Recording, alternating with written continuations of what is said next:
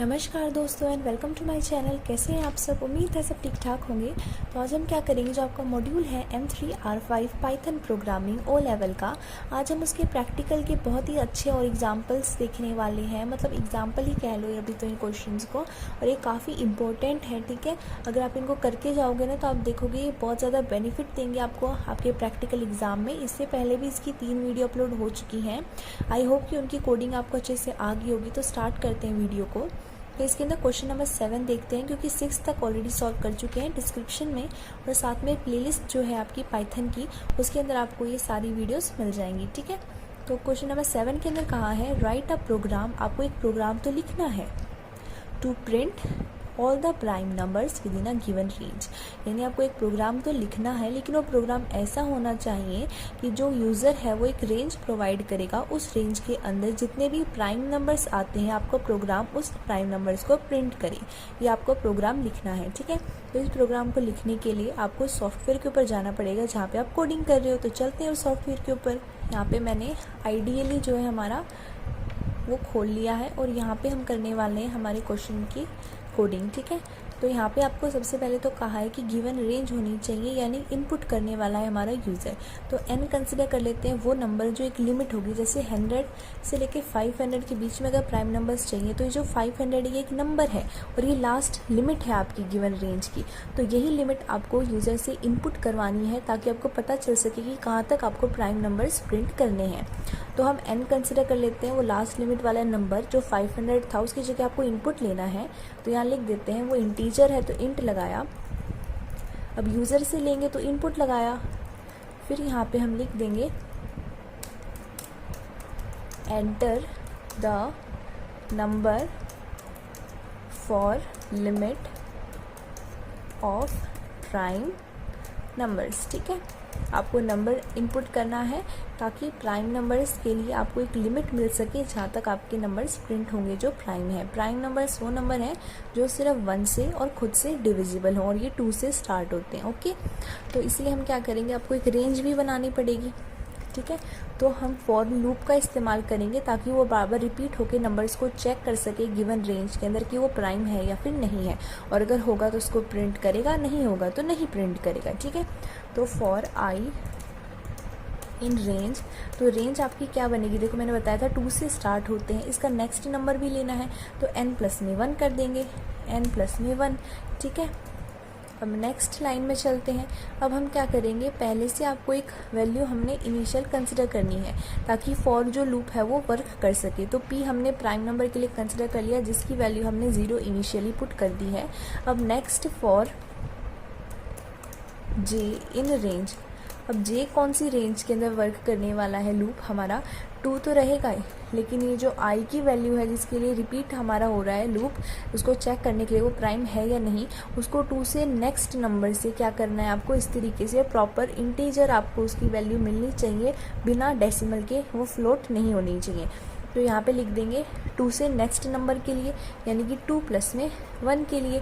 ठीक है, ताकि वो क्या होता रहे, वो आपका चेक होता रहे कि क्या वो अगर आपका डिविजिबल हो जाएगा किसी और नंबर से तो वो प्राइम है ही नहीं खुद से, और सिर्फ 1 से डिविजिबल होना चाहिए, है ना।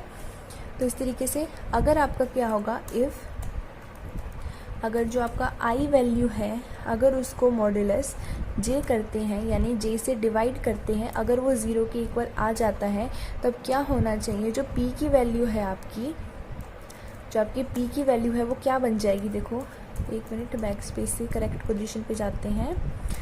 तो आपका जो p है उसमें क्या हो जाएगा, जो p वेरिएबल के अंदर वैल्यू स्टोर होगी, जैसे अभी 0 है, उसमें एक प्लस होता रहेगा। नेक्स्ट नंबर के लिए चेक करेगा जो है 1, उसके बाद 1 स्टोर हो जाएगा, फिर 2 के लिए चेक करेगा, फिर 3 बन जाएगा, फिर 3 स्टोर होगा। इसी तरीके से हर एक नंबर के लिए चेक होगा कि वो प्राइम है या नहीं है।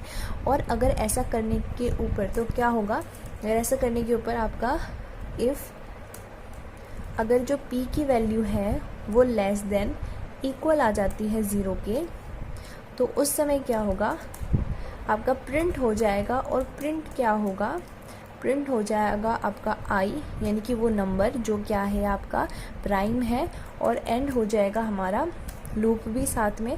और इस तरीके से ज्वाइन हो जाएंगे हमारे सारे के सारे। इनके बीच देखो, अगर आप यहाँ स्पेस दोगे ना, उतनी स्पेस आपके आउटपुट में आएगी। देखो मैं आपको दिखाती हूँ, जैसे तो ये मैंने कोई स्पेस नहीं दी, इसको मैंने सेव किया और अगर मैंने इस प्रोग्राम को रन किया तो आप देखोगे कि जैसे मैंने यहाँ 5 वैल्यू लिख दी, 5 लिमिट लिख दी, तो आप देख रहे हो कि 2, 3 और जो 5 अलग अलग नंबर हैं वो एक साथ ही अटैच होके आ गए हैं। जो पढ़ने वाले को लगेगा कि 235 है, लेकिन ऐसा नहीं है। तो इस वजह से ये जो एंड है इसके बीच में अगर आप स्पेस दोगे, जैसे मैंने 2 बार स्पेस बार दबाया फिर इसको यहाँ पे सेव करके रन किया, तो आप देखोगे कि इनके बीच में क्या होगा, 2 की जो आपकी स्पेस बार 2 बार दबाया था तो 2 बार स्पेस यहाँ पे विजिबल हो रहा है। तो इसलिए हम क्या करेंगे, यहाँ पे हम कॉमा लगा देंगे ताकि हमारे रिजल्ट में जो नंबर है वो कॉमा के माध्यम से सेपरेट हो जाए। तो अब आप देखो क्या होगा, फिर मैंने 5 लिखा तो 2, 3 और 5 क्या है, कॉमा से सेपरेट होके आ रहे हैं। ठीक है, तो इस तरीके से हमने यहाँ पे कोडिंग कर दी है। अब नेक्स्ट क्वेश्चन देखते हैं। अच्छा जी, अब हम देखते हैं क्वेश्चन नंबर 8। इसके अंदर आपको क्या करना है, एक प्रोग्राम लिखना है जो प्रिंट करेगा फिबोनाची सीरीज़ को। अब फिबोनाची सीरीज़ क्या होती है, जिसका फर्स्ट आपका जो करैक्टर होगा यानी एलिमेंट होगा ना, वो तो 0 होगा, उसके बाद 1 आएगा, फिर 1 आएगा, और उसके बाद क्या होना शुरू हो जाएगा कि 1 प्लस में 1 2 आएगा, फिर 2 प्लस में 1 3 आएगा, फिर 3 प्लस में 2 क्या आएगा 5 आएगा। यानी कि जो नेक्स्ट टर्म होगी वो प्रीवियस 2 का क्या होगी, एडिशन होगी। जैसे फर्स्ट टर्म होगी 0, सेकेंड होगी 1, उसके बाद 0 प्लस में 1 नेक्स्ट टर्म होगी जो होगी आपकी फिर से 1, फिर नेक्स्ट टर्म होगी 1 प्लस 1 जो होगी 2। ठीक है, इसको करके देखते हैं और अच्छे से समझ में आएगा। फिर से चलते हैं अपने सॉफ्टवेयर की तरफ। तो हम आगे हमारे सॉफ्टवेयर के ऊपर। अब हमें क्या करना है, फिबोनाची सीक्वेंस को आपको यहाँ पे प्रिंट करवाना है। तो सबसे पहले हमें क्या ज़रूरत है, हमें एक ऐसे नंबर की ज़रूरत है कि वहाँ तक आप फिबोनाची सीरीज़ को प्रिंट करवाना चाहते हैं। जैसे कि देखो, फर्स्ट टर्म आपकी 0 होगी, सेकंड टर्म होगी आपकी 1, उसके बाद थर्ड टर्म क्या होगी, प्रीवियस 2 का यानी 0 प्लस में 1 का एडिशन होगी, 0 प्लस में 1 नेक्स्ट क्या होगा 1 होगा। अब इसके बाद वाली टर्म क्या होगी, इससे पहले वाली 2 टर्म यानी 1 प्लस में 1 जो होगी 2, फिर उसके बाद क्या होगी 1 प्लस में 2 3, उसके बाद क्या होगी आपकी, देखो 3 के बाद नेक्स्ट टर्म होगी 3 प्लस में 2 जो हो जाएगी 5। ये होती है आपकी फिबोनाची सीक्वेंस। ठीक है, आई होप आपको समझ में आ गई होगी। तो जैसे कि अगर मैं बोलूँगी मुझे 4 टर्म्स चाहिए, जैसे 1, उसके बाद 2, उसके बाद 3, ये क्या होगी, ये आपकी 2 होगी। ठीक है, इस तरीके से। तो आपको क्या करना है, यहाँ पे उन सीरीज़ को प्रिंट करवाने के लिए आपको एक नंबर की ज़रूरत है कि वहाँ तक आप फिबोनाची सीरीज़ को प्रिंट करवाना चाहते हैं। वो हम लेंगे यूज़र से, तो उसको हम n मान लेते हैं। तो n के अंदर हम क्या करेंगे, इंट लिखेंगे, क्योंकि हमारी जो वैल्यू होगी एक नंबर होगा वो इंटीजर होगा। हमें करवाना है यूज़र से इनपुट, तो हम लगाएंगे इनपुट, और उसके बाद इस तरीके से हम कर देंगे डबल कोट्स का यूज़, और यहाँ लिखेंगे enter the number up to which you want, up to which you want to print the Fibonacci series कि एक ऐसा नंबर जहाँ तक आप क्या करना चाहते हैं, आप हमारी सीरीज़ को प्रिंट करवाना चाहते हैं। तो यहाँ पे हमने ये लिख दिया है। ठीक है, अब हम क्या करेंगे नेक्स्ट, अब आपको एक यहाँ पे फर्स्ट और जो सेकंड टर्म है उसकी वैल्यू यहाँ पे लिखनी पड़ेगी। तो फर्स्ट टर्म हमारा n1 मान लेते हैं, n1 की वैल्यू हम इनिशियल रख देते हैं 0। इसके बाद वाला टर्म होगा n2 जिसकी वैल्यू हम रख देंगे 1। ठीक है, इसके नेक्स्ट वाला टर्म इन दोनों का एडिशन, फिर उन दोनों का एडिशन, जैसे मैंने आपको एक्सप्लेन किया था।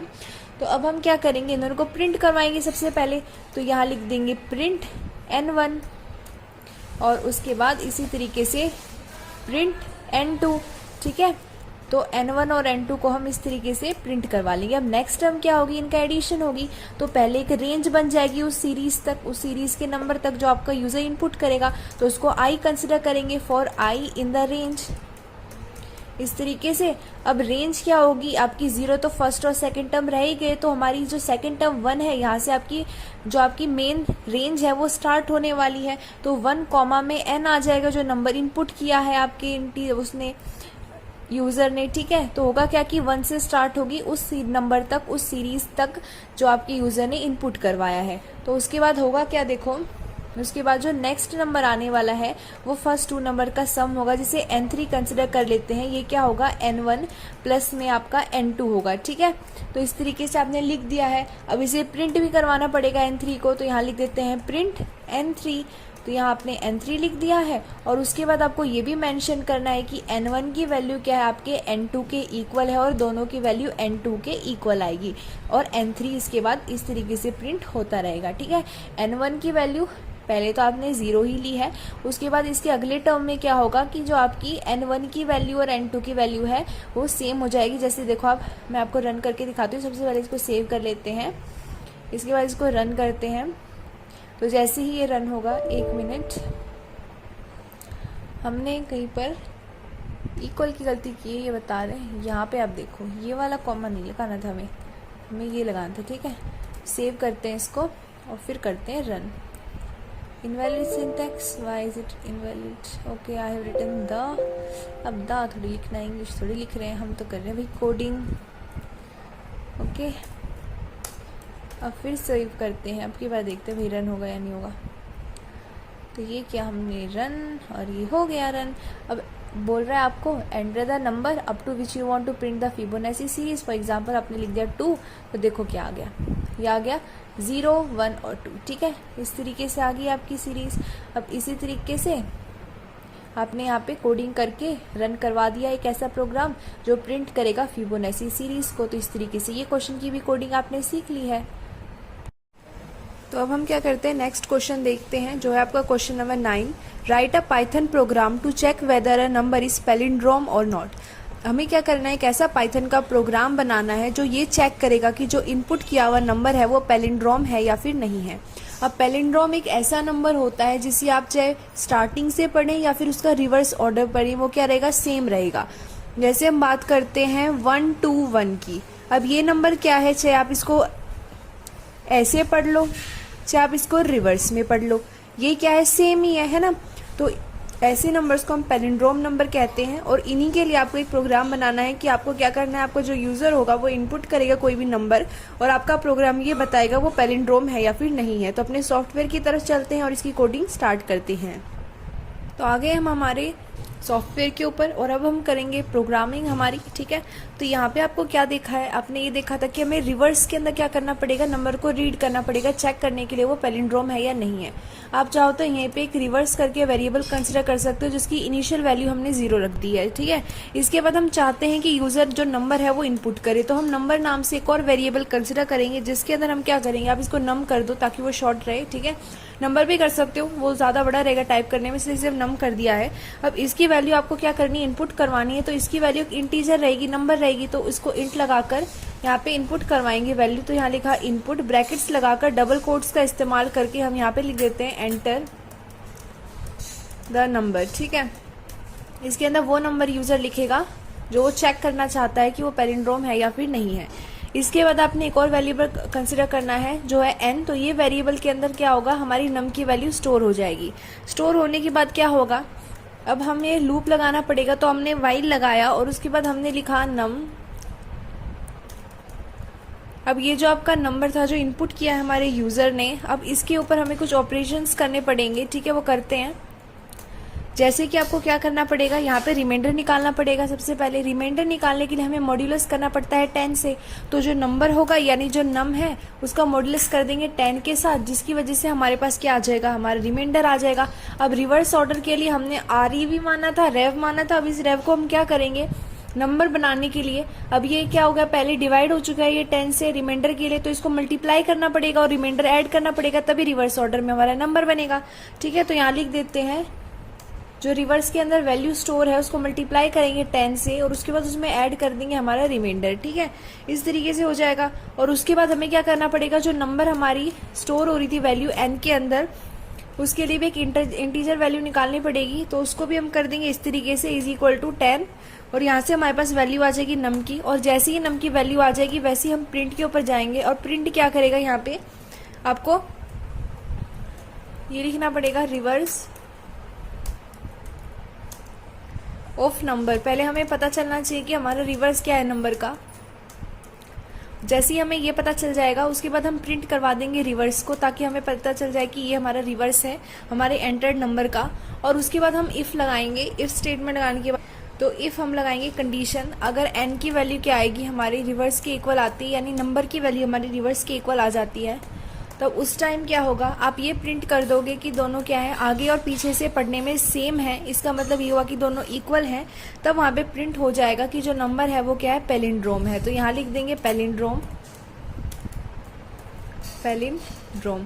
और अगर ऐसा नहीं होता है तो आप एल्स लगा के लिख सकते हैं यहाँ पे कि अगर दोनों इक्वल नहीं आते हैं तब क्या होगा, एल्स, तब वहाँ पे प्रिंट हो जाएगा आपका प्रिंट नॉट अ पैलिंड्रोम। ठीक है, क्या लिख देते हैं, नॉट पैलिंड्रोम। अब इसे कर देंगे हम सेव, तो डेस्कटॉप पे कर देते हैं सेव, पैलिंड्रोम नाम से कर देते हैं .py।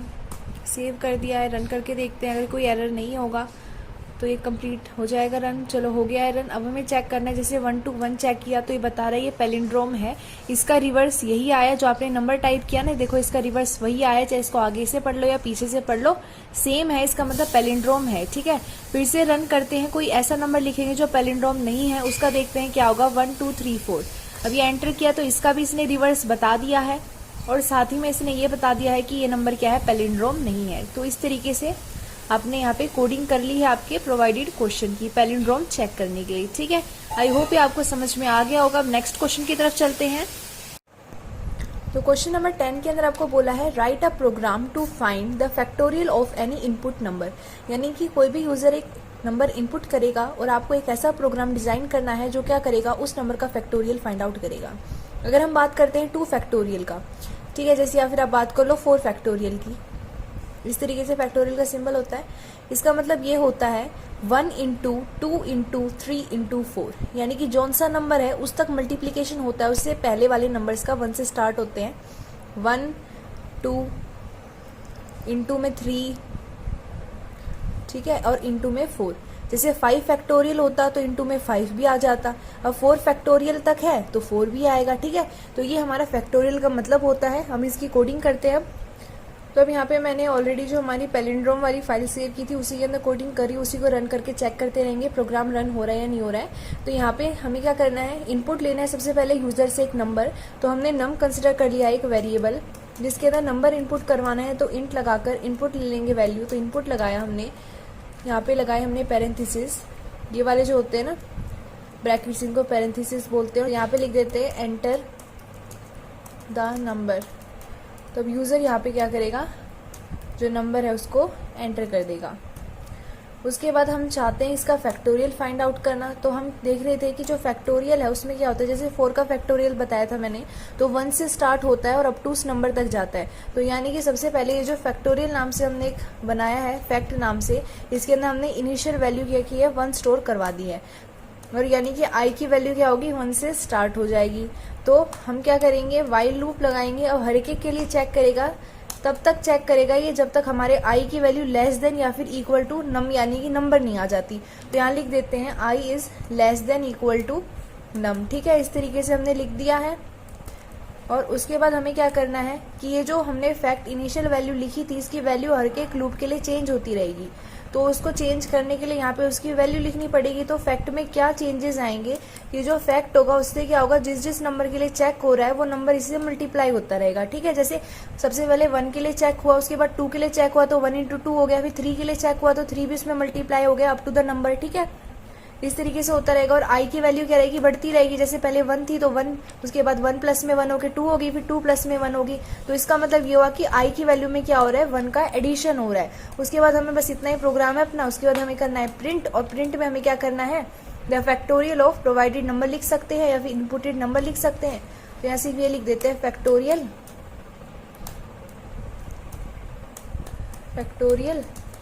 Of the number.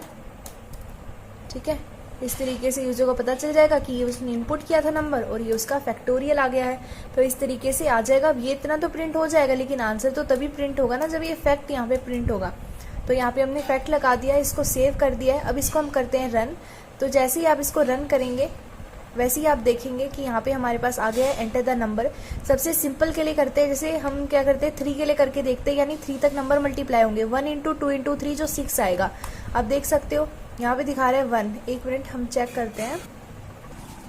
तो यहाँ पे फैक्ट के साथ मैंने बोला तो आई था और कर दिया था मल्टीप्लाई 1, बल्कि यहाँ पे आई मल्टीप्लाई होगा क्योंकि वो नंबर मल्टीप्लाई हो रहा है। ठीक है, जिसके लिए चेक हो रहा था, जैसे 1 के लिए चेक हुआ तो उसका नेक्स्ट नंबर मल्टीप्लाई होगा, जैसे 2, फिर 3, फिर 4, यहाँ पे आई आएगा। इस वजह से वहाँ पे आंसर रॉन्ग आया था, ठीक है। अब इसको रन करके देखते हैं, तो फिर से हम 3 वैल्यू पुट करेंगे, 6 आना चाहिए था, आप देख सकते हो बिल्कुल 6 आ गया है। अब आप बड़े नंबर को भी आपने वेरीफाई कर लिया, तो आप बड़े नंबर का भी यहाँ पे फैक्टोरियल निकाल सकते हैं। जैसे फॉर एग्जांपल आप 54 का निकाल सकते हैं, तो इतना बड़ा नंबर आ गया है जो इसका फैक्टोरियल है, ठीक है। तो इस तरीके के बड़े बड़े नंबर्स को कैलकुलेट करने के लिए आप कह सकते हैं इस तरीके के प्रोग्राम जो होते हैं काफ़ी यूजफुल होते हैं। हम नेक्स्ट क्वेश्चन देखते हैं।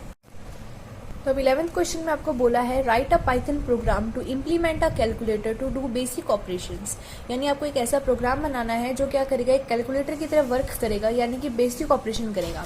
तो बेसिक ऑपरेशंस का मतलब ये है, बेसिक ऑपरेटर्स का यूज कर सकते हैं आप, जो होंगे आपके प्लस, माइनस, मल्टीप्लीकेशन और डिवीजन, ठीक है। ये 4 आपके बेसिक ऑपरेटर्स माने जाते हैं। तो बेसिक ऑपरेशन की बात की गई है, यानी इन चारों के लिए आपको एक प्रोग्राम सा तैयार करना है, ठीक है। तो चलते हैं अपने सॉफ्टवेयर की तरफ और करते हैं इसकी कोडिंग। तो यहाँ पे आपको क्या बोला है कि एक बेसिक कैलकुलेटर बनाना है, तो हम उसके अंदर सिर्फ 2 ही नंबर रखेंगे, वो हमारा यूजर इनपुट करेगा। तो जिसको एक को कंसिडर कर लिया है नंबर 1, जो है नंबर 1, तो ये भी हम क्या करेंगे, यूजर से इनपुट करवाएंगे, इंटीजर रहेगा क्योंकि एक नंबर है, ठीक है। तो यहाँ लगाएंगे इनपुट और यहाँ पे एंटर करवा देंगे, enter the first number, enter the first number, ठीक है। इसके बाद हम क्या करेंगे, इसी तरीके से अब देखो 2 नंबर होंगे, जैसे मान लो यहाँ मैं लिखती हूँ, जैसे नेक्स्ट लाइन पे लिख के दिखाती हूँ, जैसे 6 प्लस में 7 किया, तो 2 नंबर हैं, इनके बीच में 6 माइनस में 7 कर दो, 9 माइनस में 7 कर दो, 7 मल्टीप्लाई में 4 कर दो, 7 डिवाइड में 8 कर दो। मतलब आप देख रहे हो कि चाहे कोई भी ऑपरेशन, बेसिक ऑपरेशन लगाया, मैंने 2 नंबर के बीच में हमारा ऑपरेशन लगाया, यानी जो ऑपरेटर है वो बीच में वर्क कर रहा है। तो इस वजह से हम क्या करेंगे, नेक्स्ट हमारे पास क्या लेंगे, इनपुट हमारे यूजर से एक ऑपरेटर लेंगे, ठीक है, जो ऑपरेशन अप्लाई करेगा। तो यहाँ लिख देते हैं उसका नाम, हमारे वेरिएबल का नाम लिख देते हैं ऑपरेटर, आप ओपी लिख दो, ठीक है, ओपी हमारा ऑपरेटर है। तो ओपी हमने लिख दिया, इनपुट। अब देखो, अब बहुत सारे लोग कंफ्यूज हो जाएंगे कि क्या एंटर करना है, ऑपरेटर का मतलब क्या है। तो इस वजह से आप क्या करोगे, ये जैसे हमने ऊपर लिखा है ना, एंटर द फर्स्ट नंबर, उसी तरीके से आप यहाँ पे इसी के अंदर जो आपका इनपुट लेगा उसी के अंदर आप मेंशन कर सकते हैं। जैसे यहाँ पे मैं दिखाती हूँ आपको, एंटर द ऑपरेटर, आपको ऑपरेटर एंटर करना है। और आपका ऑपरेटर कौन कौन सा हो सकता है आप यहाँ पे लिख के बता सकते हैं, ठीक है। जैसे आपका ऑपरेटर प्लस हो सकता है, माइनस हो सकता है, मल्टीप्लिकेशन हो सकता है, डिवीजन हो सकता है। तो इस तरीके से शो हो जाएगा, और जो इनपुट करेगा ना यूजर, उसके लिए काफी ज्यादा इजी हो जाएगा इनपुट करने के लिए, उसको कंफ्यूजन नहीं होगा कि यहाँ करना क्या है। तो इस वजह से क्या है, काम का है। यहाँ लगाना है हमें ये, तो हमने यहाँ लगा दिया है। इसके बाद आपको दूसरा नंबर लेना पड़ेगा, तो उसको num2 हमने कंसिडर किया है, उसके लिए हमने वैल्यू रखी है जिसके अंदर स्टोर होगा वो वेरिएबल, तो वो है num2। ये भी कर देते हैं, इंट लगाएंगे। और ऑपरेटर के अंदर देखो हमें इंट की जरूरत नहीं है। क्यों नहीं है इंट की जरूरत, इस वजह से नहीं है क्योंकि हमारा जो ऑपरेटर है वो कोई नंबर नहीं है, ठीक है। तो हमने यहाँ पे इसको हम हटा देंगे, इधर हमारा num2 आ गया है, और यहाँ पे हम लिख देंगे इनपुट, क्योंकि हम ये यूजर से लेना चाहते हैं। और यहाँ पे हम लिख देंगे enter the second number, enter the second number, ठीक है। इस तरीके से लिख दिया आपने। अब हम क्या करेंगे, देखो आपको बेसिक ऑपरेशन अप्लाई करने हैं, तो हम इफ का यूज करेंगे, ठीक है। तो यहाँ हम लिख देते हैं इफ, अगर ये जो आपका ओपी है यानी ऑपरेटर है, अगर इसकी वैल्यू आपकी प्लस है, क्या है इसकी वैल्यू, अगर इसकी वैल्यू प्लस के इक्वल आ जाती है, तब आपका क्या प्रिंट हो जाएगा, दोनों नंबर का एडिशन। तो अब यहाँ लिख सकते हैं देन क्या होगा, प्रिंट हो जाएगा आपका num1 plus num2, num1 plus में num2, ठीक है। इस तरीके से प्रिंट हो जाएगा। अब इसी तरीके से यहाँ पे आप क्या करोगे, एलिफ लगा दोगे, जो एलसिफ के लिए यूज होता है, कम्बिनेशन है, तो यहाँ लगा देंगे, एल्स नहीं एलिफ लगा देंगे हम। और इसके अंदर क्या होगा, अगर आपके ओपी यानी ऑपरेटर की वैल्यू आपकी नेगेटिव है यानी कि सब्ट्रैक्शन है, तो हम क्या प्रिंट करवाएंगे, num1 माइनस में num2, ठीक है। तो यहाँ लिख देते हैं प्रिंट, क्या प्रिंट हो जाएगा, num1 माइनस num2, ठीक है। अब इसी को कॉपी कर लेते हैं, नीचे पेस्ट करते जाते हैं, ऑपरेटर चेंज करते जाएंगे। ये यहाँ पे पेस्ट कर दिया है, देखो। अब अगर ये इसके नीचे ही हो गया ना, इसका मतलब हो गया ये इसके अंडर ही आ गया, लेकिन ऐसे हमें गलत नहीं करना है, इसके अंडर हमें इस प्रिंट को रखना है। तो इसके बाद भी हम एक बार प्रिंट हमें एक और बार करवाना पड़ेगा ना, इसलिए एक और बार हमने यहाँ पे कॉपी करवा दिया है। देखो एडिशन हो गया, सब्ट्रैक्शन हो गया, इसके बाद हमारा मल्टीप्लीकेशन आ जाएगा। तो ऑपरेटर हम यहाँ पे हम चेंज कर देंगे, जो आ जाएगा मल्टीप्लीकेशन का। और यहीं पे इसी तरीके से अगर हमारे पास डिवीजन होगा तो यहाँ पे नंबर 1 को नंबर 2 डिवाइड कर देगा। अगर इनमें से कोई भी ऑपरेटर ढंग का हमारा, मतलब इनमें से जो हमें चाहिए ना वो ढंग का अगर ऑपरेटर हमारा यूजर इनपुट ही नहीं करेगा, तो उसके लिए हम एल्स स्टेटमेंट लगा देंगे कि अगर इनमें से कोई भी मैच नहीं होती है प्रिंट करने के लिए, तो एल्स होगा क्या, प्रिंट हो जाएगा कि जो हमारा ऑपरेटर है वो इनवैलिड है। ठीक है, तो यहाँ लिख देते हैं उसके लिए प्रिंट, तो इसके आगे ही लिख सकते हैं आप कि इसके अंडर है ना ये, तो यहाँ लिख देंगे प्रिंट इनवैलिड। ठीक है, ऐसे आ जाएगा लिखा हुआ। अब इसको सेव कर दो और इसको कर दो रन। तो ये आपका एक, देखो ये बता रहा है डबल, हाँ ये देखो यहाँ 2 इक्वल आएंगे ना, एक छोड़ रखा है, बताओ हर जगह 2 आएंगे। तो ये हमने लगा दिए हैं इस तरीके से। और अब इसको सेव करके हम करेंगे रन। हाँ जी, ये भी लगाने हैं, ये भी लगाने हैं, यहाँ भी लगेगा ये, और ये यहाँ भी लगेगा। ठीक है, अब इसको देखते हैं रन। और अब हमारा एक बेसिक सा कैलकुलेटर हो गया है। जैसे आपने किया 5, ऑपरेटर पूछ रहा है कौन सा ऑपरेशन अप्लाई करना है, जैसे मल्टीप्लाई कर दिया है मैंने 5 से, तो आप देख रहे हो आंसर एकदम करेक्ट आ गया है, जो है 25। ठीक है, तो बहुत सिंपल है, अच्छे से आपका हो गया है। ठीक है, आई होप ये आपको क्लियर हो गया होगा कैसे इसकी कोडिंग करनी है। अब नेक्स्ट क्वेश्चन देखते हैं उसकी कैसे कोडिंग की जाएगी। तो हमारा क्वेश्चन नंबर 12 है, राइट अ फंक्शन। आपको एक फंक्शन लिखना है to obtain the sum and terms of the following series for any positive integer value of x. ये आपको एक यहाँ पे सीरीज दे रखी है, इसका सम आपको फाइंड आउट करना है यूजिंग आपका ये जो फंक्शन बनाओगे। और उसके अंदर बोला है कि जो x की वैल्यू होगी वो हमेशा क्या होगी, यहाँ पे इस सीरीज के अंदर पॉजिटिव इंटीजर ही होगी। ठीक है, देखो यहाँ पे हुआ क्या, आप देख रहे हो कि यहाँ पे सबसे पहले x लिखा गया है, तो x के साथ में क्या है, आप x के साथ देख सकते हैं, x के साथ 1 क्या है, मल्टीप्लाई में है। और आप चाहो तो इसके डिवाइड में 1 फैक्टोरियल भी लिख सकते हो। और उसके बाद दे रखा है हमको 3, यहाँ पे x3 दे रखा है, जिसका मतलब है x मल्टीप्लाई में 3 अपॉन में 3 फैक्टोरियल, फिर है प्लस x इंटू 5 अपॉन में 5 का फैक्टोरियल, इसी तरीके से चल रहा है। ठीक है, तो हो क्या रहा है कि जो ऑड टर्म्स हैं जैसे 1, 3, 5, 7, तो इनको पहले x से मल्टीप्लाई किया जा रहा है, फिर इसी ऑड टर्म का नीचे डिविजिबल में क्या हो रहा है, इसका फैक्टोरियल किया जा रहा है। तो इसका आपको कोड यहाँ पे लिखना है, एक फंक्शन यहाँ पे तैयार करना है जो इसका सम बताएगा। ठीक है, तो हमारे एडिटर के ऊपर, सॉरी जो हमारा एडिटर कह रही हूँ मैं, हमारा जो सॉफ्टवेयर है जिसके ऊपर हम कोडिंग करने वाले हैं उसके ऊपर चलते हैं। तो अब हम यहाँ पे करते हैं हमारी कोडिंग स्टार्ट। तो सबसे पहले देखो यहाँ पे हमें क्या करना पड़ेगा, जो मैथ है उसको इंपोर्ट करना पड़ेगा, क्योंकि यहाँ पे हम ऑपरेशंस यूज करने वाले हैं। ठीक है, तो इस वजह से हम क्या करेंगे, डायरेक्टली यहाँ पे लिख देंगे इम्पोर्ट मैथ। ठीक है, ऐसा करने के बाद क्या होगा, आपको क्या करना पड़ेगा, आपको यहाँ पे एक रेंज इंटर करवानी पड़ेगी कि इस रेंज तक आप चाहते हो कि सीरीज बने और उसका सम आपको मिले। तो उसको n कंसिडर कर लिया। अब वो एक इंटीजर वैल्यू रहेगी, तो इंट लगाकर इनपुट करवाएंगे हम यूजर से। तो इनपुट लगाया हमने, देखो यहाँ पे इनपुट लगाया, ब्रैकेट्स लगाए, और यहाँ पे हमने डबल कोट्स लगा के लिख दिया है एंटर द नंबर। ठीक है, तो एंटर द नंबर लिख दिया है हमने, यहाँ पे यूजर हमारा एंटर कर देगा। इसके बाद हम चाहते हैं कि जो x की वैल्यू रहे वो क्या रहे, देखो x की वैल्यू हम यहाँ पे 2 कंसिडर करने वाले हैं। और क्यों करने वाले वो आपको आगे समझ में आ जाएगा, देखो मैं आपको एक्सप्लेन करूंगी। पहले एक बार मैं कोडिंग कर देती हूँ। यहाँ पे x की वैल्यू हमने 2 कंसिडर कर ली है, फिर i की वैल्यू हमने कंसिडर करी है 1, क्योंकि हमारी सीरीज में बोला है कि पॉजिटिव वैल्यू रहेगी हमारी x की। और सम के अंदर हमने इनिशियल वैल्यू 0 रख दी है। इसके बाद हमने क्या किया, फॉर p इन रेंज, हमने कोई एक p मान लिया है, जैसे i मानते थे फॉर i इन रेंज, वैसे हमने p कंसिडर कर लिया है। अब रेंज आपकी n है, क्यों है n, क्योंकि यही आपका नंबर रहेगा। ठीक है, इसमें होगा क्या, जो सम रहेगा आपका उसकी इनिशियल वैल्यू अभी 0 है, उसकी वैल्यू क्या बदलती जाएगी, इसकी वैल्यू में क्या होगा, सम तो रहेगा ही इसका, यानी इनिशियल वैल्यू तो रहेगी, उसमें ऐड क्या होगा, उसके अंदर ये जो x की वैल्यू है, जैसे जो 2 है, इसमें i की वैल्यू मल्टीप्लाई होगी, इसमें क्या होगा, x मल्टीप्लाई में i होगा।